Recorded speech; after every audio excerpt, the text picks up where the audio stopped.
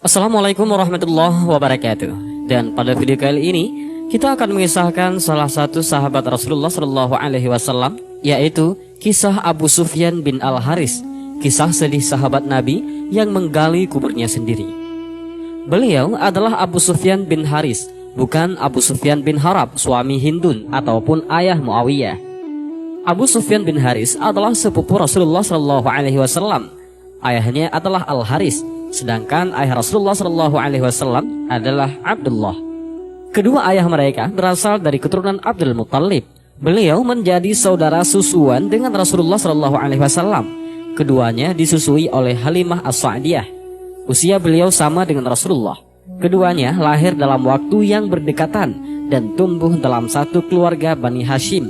Oleh sebab itu, pada masa jahiliyah, yakni sebelum Muhammad menjadi nabi, Abu Sufyan adalah orang yang paling dekat dengan beliau Nabi Muhammad sallallahu alaihi wasallam, sehingga beliau mengira bahwa Abu Sufyanlah orang pertama yang akan menerima dan membenarkan dakwah Nabi Muhammad sallallahu alaihi wasallam.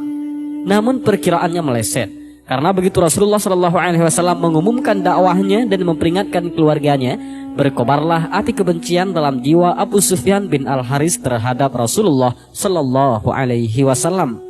Persahabatannya dengan beliau Nabi Muhammad SAW berubah menjadi permusuhan, dan jalinan kerabatan berubah menjadi kebencian. Maka hancurlah sudah hubungan mereka selama ini. Abu Sufyan juga dikenal sebagai penunggang kuda yang handal dari kalangan Quraisy, dan juga seorang penyair yang ahli. Maka beliau menggunakan ujung pedang dan lisannya untuk memerangi Rasulullah SAW dan memusuhi dakwahnya. Abu Sufyan menggunakan keahliannya dalam bersyiar ataupun bersyair untuk mencela Rasulullah SAW dan mengeluarkan kata-kata yang buruk terhadap Rasulullah SAW. Dia mengeluarkan seluruh kekuatannya untuk menakut-nakuti kaum muslimin. Bahkan Abu Sufyanlah orang yang selalu mengobarkan semangat untuk memerangi kaum muslimin, dan dia yang selalu memberi rencana untuk menyiksa mereka. Permusuhan Abu Sufyan bin Al Haris dengan Rasulullah Shallallahu Alaihi Wasallam berlangsung sangat lama, yakni 20 tahun. Selama itu Abu Sufyan tidak pernah berhenti dalam mencela Rasulullah Shallallahu Alaihi Wasallam dan kaum muslimin. Ia tidak pernah membiarkan segala macam tipu daya terhadap Rasulullah Shallallahu Alaihi Wasallam kecuali dia melakukannya. Sesaat sebelum Fathul Makkah, Abu Sufyan ditakdirkan masuk Islam. Sebagaimana yang diriwayatkan oleh Ibnu Abbas radhiyallahu an, Abu Sufyan bin Al Haris bercerita, tatkala Islam telah tegak kokoh dan kuat, Nabi dan kaum muslimin hendak menaklukkan kota Mekah dengan seluruh kekuatannya. Kemudian berita tersebut sampai kepada aku dan kaum Quraisy pada umumnya. Maka aku pun merasa bumi yang luas ini terasa sempit. Aku berkata pada diriku, kemana aku akan pergi? Siapa yang akan berteman denganku? Dengan siapa aku akan hidup? Kemudian aku menemui istriku dan anak-anakku. Aku berkata kepada mereka, bersiap-siaplah untuk pergi dari Mekah. Muhammad sudah hampir tiba. Jika kaum muslimin menangkapku, maka aku pasti akan dibunuh. Tidak ada jalan lain. Mereka berkata, apakah sampai saat ini kamu belum membuka matamu bahwa orang-orang Arab dan orang-orang Ajam sudah tunduk dan patuh kepada Muhammad? Masuklah ke dalam agamanya. Sebaliknya, kamu masih saja memusuhinya, padahal sebenarnya kamu adalah orang yang paling pantas untuk mendukung dan membantunya. Ketika aku mengajak keluargaku keluar dari Mekah, justru mereka terus merayuku untuk masuk agama Islam, mendorongku untuk mengikuti agama Muhammad, dan akhirnya Allah melapangkan dadaku kepada Islam. Saat itu juga aku bangkit dan berkata kepada hamba sahayaku, yaitu Mazkur, siapkan seekor unta dan seekor kuda untukku. Aku membawa anakku Ja'far, lalu kami menuju Abwa di antara Mekah dan Madinah. Aku mendengar bahwa Muhammad sedang singgah di sana. Ketika mendekati tempat tersebut, aku menyamar sehingga tidak ada yang mengenaliku. Kalau ada yang mengenaliku, pasti aku akan dibunuh sebelum aku bertemu dengan Muhammad dan mengumumkan keislamanku. Aku berjalan sejauh kurang lebih 2 mil. Sedangkan pasukan kaum muslimin barisan terdepan berjalan menuju Mekah, dan aku berusaha menghindari jalan mereka karena aku khawatir jika mereka mengenaliku dan membunuhku. Pada saat itu tiba-tiba Rasulullah muncul dengan rombongannya. Maka aku menampakkan diri di hadapan Rasulullah. Aku membuka wajahku. Lalu ketika Rasulullah melihat wajahku, beliau langsung mengenaliku dan langsung memalingkan wajahnya ke arah lain. Lalu aku menghadap ke wajah beliau. Akan tetapi Rasulullah SAW berpaling lagi ke arah yang lain hingga berulang-ulang. Aku yakin ketika aku menghadap Rasulullah, beliau akan berbahagia dengan keislamanku. Begitu juga dengan para sahabat. Namun ketika mereka melihat wajah Rasulullah berpaling dariku, justru mereka ikut juga memalingkan wajahnya dan bermuka masam terhadapku. Akhirnya aku pun bertemu dengan Abu Bakar, namun ia juga berpaling dariku. Kemudian aku menemui Umar, ia juga berpaling dariku lebih jauh dari Abu Bakar. Bahkan ia juga menghasung salah satu orang Ansar untuk berkata, "Wahai musuh Allah, kamu adalah orang yang menyakiti Rasulullah dan menyakiti sahabat-sahabatnya. Permusuhanmu terhadap Nabi telah mencapai belahan timur dan barat." Orang Ansar ini terus mencela dan memakiku, meninggikan suaranya sampai-sampai kaum muslimin memandang tajam kepadaku dan merasa senang dari apa yang aku alami.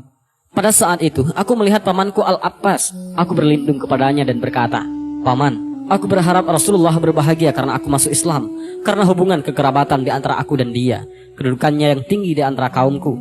Namun apa yang terjadi? Sikapnya seperti yang telah engkau ketahui. Beliau selalu memalingkan wajahnya dan bermasam muka. Tolong bicaralah kepadanya agar dia mau memaafkanku." Pamanku menjawab, "Tidak, demi Allah, aku tidak akan berbicara satu kalimat pun kepada beliau setelah aku melihat beliau berpaling darimu, kecuali jika ada kesempatan. Aku menghormati Rasulullah SAW dan segan kepada beliau Rasulullah." Mendengar hal itu, aku menjadi sedih. Lalu aku melihat sepupuku yang bernama Ali radhiyallahu an dan menemuinya serta berbicara mengenai urusanku. Akan tetapi Ali juga menjawab seperti pamanku Abbas. Aku kembali berkata kepada pamanku, "Paman, jika engkau tidak bisa melunakkan hati Rasulullah untukku, maka cegahlah laki-laki yang mencaciku dan mendorong orang-orang untuk mencaciku." Al-Abbas bertanya, "Bagaimana ciri-ciri laki-laki itu?" Aku menjawab, "Laki-laki itu adalah Nuaiman bin Al-Haris An-Najjar." Pamanku berkata kepadanya, "Wahai Nuaiman, Abu Sufyan adalah sepupu Rasulullah dan keponakanku. Jika hari ini Rasulullah masih marah kepadanya, maka suatu hari nanti beliau akan ridha kepadanya. Maka janganlah engkau mencacinya." Akhirnya Nuaiman tidak mencacinya lagi dengan berkata, "Aku tidak menyinggungnya lagi setelah ini." Ketika Rasulullah SAW tiba di Juhfah, aku duduk di pintu tendanya, sementara anakku Ja'far tetap berdiri di dekatku. Ketika beliau keluar dari tenda, beliau melihatku dan masih memalingkan wajahnya dariku. Namun aku belum berputus asa untuk mendapatkan maafnya. Hal itu berlangsung lama sampai aku merasa sedih karenanya. Aku pun berkata kepada istriku, "Demi Allah, Rasulullah harus memaafkanku, atau aku akan menggandeng tangan anakku ini, kemudian aku akan membawanya pergi tanpa tujuan sampai kami mati kelaparan dan kehausan." Ketika berita tentang niatku ini sampai kepada Rasulullah, beliau merasa iba denganku. Lalu saat keluar dari tendanya, Rasulullah melihatku dengan pandangan yang lebih lunak dari sebelumnya, dan aku berharap beliau tersenyum kepadaku. Kemudian Rasulullah SAW masuk Mekah, dan aku masuk ke dalam rombongan beliau. Rasulullah masuk masjid, maka aku pun mengikuti beliau dengan berjalan di hadapan beliau dan tidak berpisah darinya. Aku benar-benar belum merasa dimaafkan oleh Rasulullah sampai perang Hunain terjadi. Sebenarnya Abu Sufyan masuk Islam ketika terjadi Fathul Mekah. Namun keislaman Abu Sufyan nampaknya belum cukup membuat Rasulullah memaafkannya, sebab atas perbuatannya masa lalu terhadap beliau Rasulullah. Sebagaimana yang kita ketahui, Abu Sufyan mempengaruhi orang-orang Quraisy untuk memusuhi Nabi Muhammad SAW dan tak henti-hentinya mencaci maki Rasulullah. Abu Sufyan benar-benar belum merasa dimaafkan sampai tragedi perang Hunain. Dalam perang Hunain, orang-orang Arab bersatu untuk memerangi Rasulullah.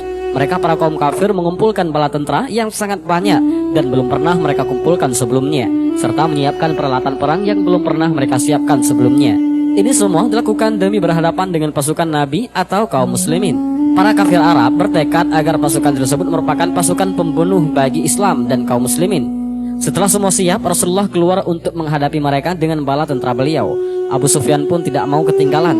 Tatkala Abu Sufyan bin Haris melihat jumlah pasukan kaum musyrikin yang besar, lalu berkata, "Demi Allah, saatnya bagiku menebus permusuhan yang selama ini aku lakukan kepada Rasulullah. Beliau harus melihat kiprahku yang membuat Allah meridaiku dan membuat beliau memaafkanku." Tatkala dua pasukan telah bertemu, serangan orang-orang musyrikin terasa berat bagi kaum muslimin, sehingga mereka terpukul mundur. Mereka berlari meninggalkan Rasulullah. Kekalahan buruk hampir saja menimpa kaum muslimin. Di saat itu Abu Sufyan melihat Rasulullah, maka beliau korbankan bapak dan ibunya demi Rasulullah. Beliau tetap teguh di tengah medan perang, di atas bakal yang abu-abu, seolah beliau adalah gunung yang menjulang kokoh. Beliau menghunus pedang, membela diri dan orang-orang yang ada di sekitar beliau layaknya singa yang mengamuk. Saat itu Abu Sufyan turun dari kuda. Ia memecahkan sarung pedangnya, dan Allah mengetahui bahwa Abu Sufyan ingin mati demi membela Rasulullah. Di lain sisi ada pamannya Al-Abbas yang memegang kekang bakal Rasulullah. dan berdiri di samping beliau, sementara Abu Sufyan berdiri di sisi yang lain. Ia memegang pedang dengan tangan kanan untuk membela Rasulullah. Tatkala Nabi melihat kegigihan Abu Sufyan dalam melawan musuh, beliau berkata kepada pamannya Al-Abbas, "Siapa dia?" Abbas bin Abdul Muthalib menjawab, "Dia adalah saudaramu, sepupumu Abu Sufyan bin Al-Haris. Maafkanlah dia, wahai Rasulullah." Beliau menjawab, "Baik, semoga Allah mengampuni semua permusuhannya terhadapku." Maka hati Abu Sufyan sangat bahagia mendengar ucapan Rasulullah. Abu Sufyan mencium kaki beliau yang ada di pijakan pelana. Kemudian beliau Rasulullah SAW bersabda kepadanya, "Saudaraku, aku bersumpah, majulah dan tebaskan pedangmu." Kata-kata Rasulullah mengobarkan semangat Abu Sufyan. Maka ia menyerang orang-orang musyrik dengan kuat sehingga membuat mereka melangkah mundur. Kaum muslimin menyerang bersamanya sehingga mereka berhasil mengusir kaum musyrikin sejauh 1 farsah, dan mereka mencerai-beraikan di segala penjuru. Sejak peristiwa Hunain, Abu Sufyan merasakan nikmat keridhaan Rasulullah SAW, berbahagia dengan persahabatannya yang mulia. Namun dia tetap tidak mengangkat pandangannya kepada Nabi, tidak berani mengerahkan matanya kepada Nabi karena dia malu terhadap masa lalunya. Abu Sufyan menyesali atas masa lalunya saat masih jahiliyah, jauh dari cahaya Islam, sehingga dia mulai bersungguh-sungguh dalam beribadah kepada Allah dan berpaling dari dunia yang penuh kenikmatan. Ketika Rasulullah SAW melihat Abu Sufyan masuk masjid, beliau bersabda kepada Aisyah, "Apakah kamu tahu siapa laki-laki itu, wahai Aisyah?" Sayyidah Aisyah menjawab, "Tidak, wahai Rasulullah." Nabi bersabda, "Dia adalah Abu Sufyan bin Al-Haris. Lihatlah, dia adalah orang pertama yang masuk masjid dan orang terakhir yang keluar darinya. Pandangannya tidak meninggalkan tali sandalnya." Ketika Rasulullah SAW wafat, Abu Sufyan bin Al-Haris sangat bersedih, layaknya seorang ibu yang ditinggal oleh anak satu-satunya. Dia menangis seperti kekasih menangisi kekasihnya. Di masa kekhalifahan Umar bin Khattab, Abu Sufyan bin Al-Haris merasa bahwa ajalnya sudah dekat. Maka beliau menggali kubur untuk dirinya sendiri dengan kedua tangannya. 3 hari kemudian beliau benar-benar wafat, seolah-olah beliau sudah berjanji dengan kematian. Di saat itu beliau memandang istri dan anak-anaknya sambil berkata, "Jangan menangisi diriku. Demi Allah, sejak aku masuk Islam, aku tidak tersangkut kesalahan." Kemudian Umar bin Khattab mensalatkannya. Beliau sangat bersedih atas kewafatannya. Begitu juga dengan para sahabat. Mereka menganggap kewafatan Abu Sufyan adalah musibah yang besar menimpa Islam dan keluarganya.